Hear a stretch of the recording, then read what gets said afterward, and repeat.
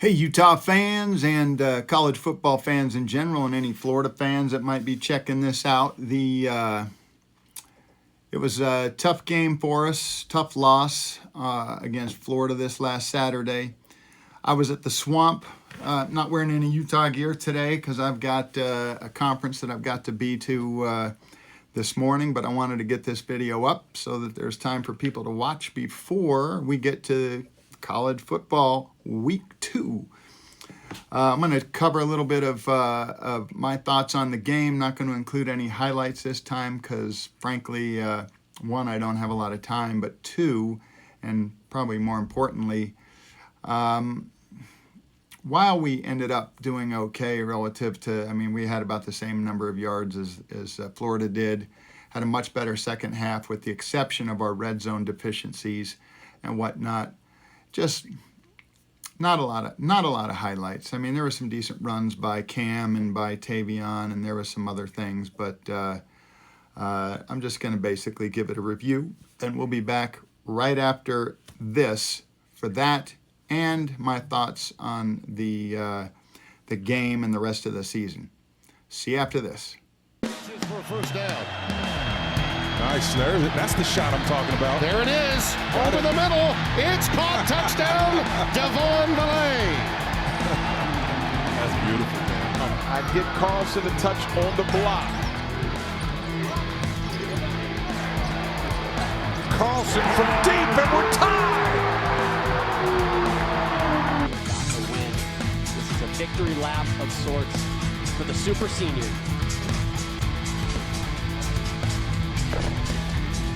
Ginormous double layout.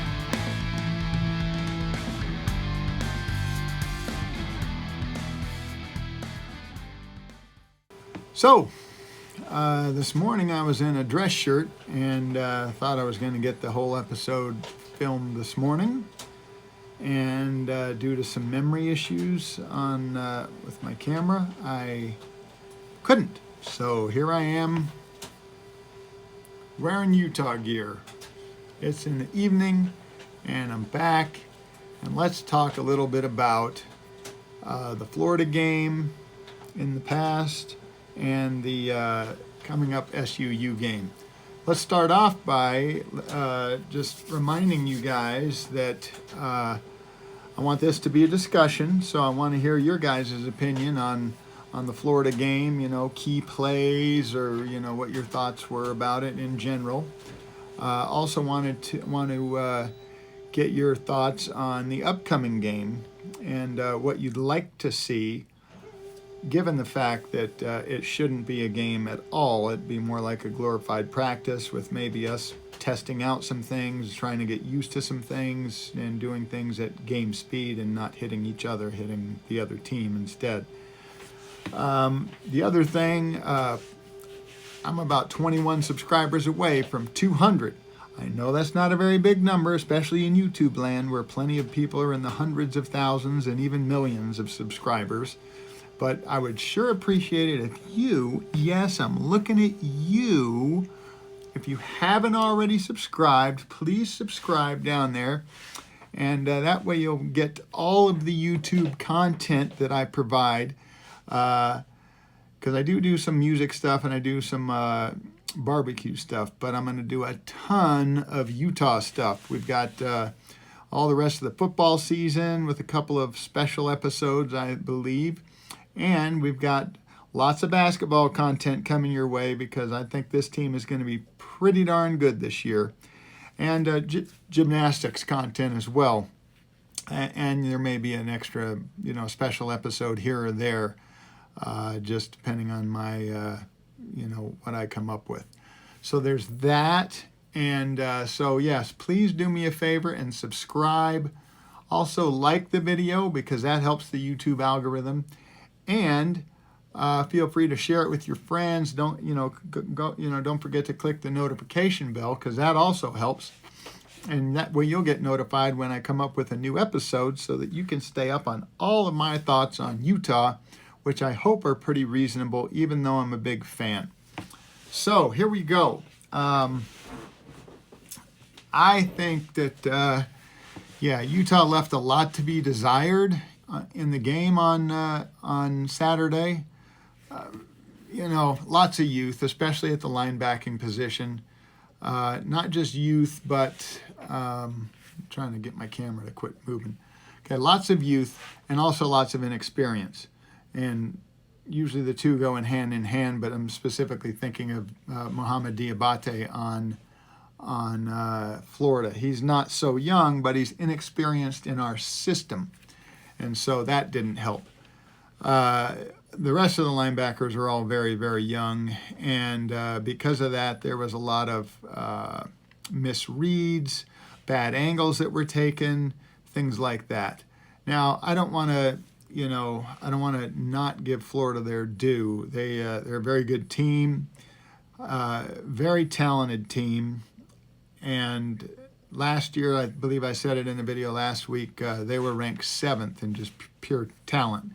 And, that they have a lot of athleticism, a lot of speed on that squad. So hats off to Florida for playing a great game. And I wouldn't expect us to be at our averages necessarily when we're playing a team like that. And what I mean by that is that Witt said that on average we typically have about 9 missed tackles or less in a game. And we had 27. So with a team like Florida, I would probably expect to be somewhere around the 15 mark. A chunk higher than our average, but not at 27 missed tackles. A lot of those were very makeable tackles, but they were either, like I say, bad angles, or we just didn't wrap up the way we normally should and would. So there's that. Then there were some fluky things that were totally, had nothing to do with Florida. It was really just our mistakes and whatnot, such as Tavion Thomas basically could have walked it in the end zone if he didn't trip over Cam's knee when Cam handed it off to him for, I can't remember which touchdown that would have been, but it would have been a touchdown, and that would have been the difference. We would have won the game. Also, while the math says that you should have gone for a 2-point conversion like Utah did when the score was 19-14, getting an extra point to make it 20-14 doesn't really help theoretically. And that's because, the next time they get a touchdown, they're going to be a point ahead. So go for the 2-point conversion, make it 21-14, and then if they score a touchdown, they're only tied, unless they go for the 2-point and make it. Hashtag they did. Anyway, so the problem with that is that this time the math doesn't work because if they had kicked the extra point, they would have had 20 points. And then their next touchdown that they got would have put them at 27. They would have been down 29-27 on that last drive. They could have kicked an easy field goal, and they would have won 30-29. So in this case, the stats and the data that says, hey, in this situation, you should go for 2, wasn't right. I'm not going to say it wasn't right. It's just that we were in a situation that was not anticipated by that formula. So there we go. So, again, hats off to Florida. They played a very good game. They've got a lot of talent. Anthony Richardson's a very good quarterback, very fast, big, strong, did what he needed to do in the passing game, didn't, really light the world on fire with it, but he did what he needed to do. Good game overall by Florida. And I hope they do well the rest of the year, because the better they do, the better our loss looks. And, of course, I hope we win out, get to the Pac-12 championship, win that, and then hopefully with that, we're in the position to be a top 4 team and make the CFP. So there's that. Now, the upcoming game, we have got SUU on the schedule. Cupcake for us.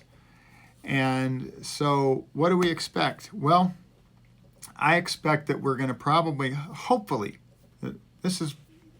I don't know if I should expect it, but this is what I'm hoping for. I hope we do a lot of passing plays that we don't normally do. Get people like Money Parks involved. Do some plays with Devon that are more than just, like a 10-yard out or a 10-yard, slant or something like that. Go deep. I want to see them stretch the field. I want to see them build confidence in doing that, even if it is only against SUU. I want to see us get our timing down and build that trust in each other that we can do those kind of things. I want to see Money Parks out there making some plays. I want to see, I'd like to see Solomon Enos make some plays. I'd like to see, basically as many wide receivers as can get involved. I'd love to see a big play from Mackay. I'm sure we'll run our fair share, that's what we do, and I don't mind that. I just want to see a lot more plays to the wide receivers. And I'm sure we'll also throw a lot to the tight ends, but again, that's what we do. I want to see us get outside of our quote-unquote comfort zone and try something new. On the defensive side of the ball, I really hope that we are just wrapping up and tackling with aggression, driving them to the ground, and really kind of relearning the fundamentals of tackling. Hope we take some better angles, although it's, again, they don't have nearly the speed that Florida did or does. So we are not likely to. I mean, even if we didn't improve at all during this week of practice, it would look like we're better just because we're playing a team that we're so much more talented than. So, I'm sure we're going to improve during this week of practice. I know Whit is working on a lot of those things that we messed up on, but we aren't really going to be able to tell it until maybe the San Diego State game, and it might even be, we might not even be able to tell much about it then, considering they lost by 18 at home to Arizona. So, we may have to wait until ASU to see what kind of improvement we've got. So at any rate, that's my thoughts. I really look forward to reading your guys' thoughts in the comment section. And again, please like and subscribe.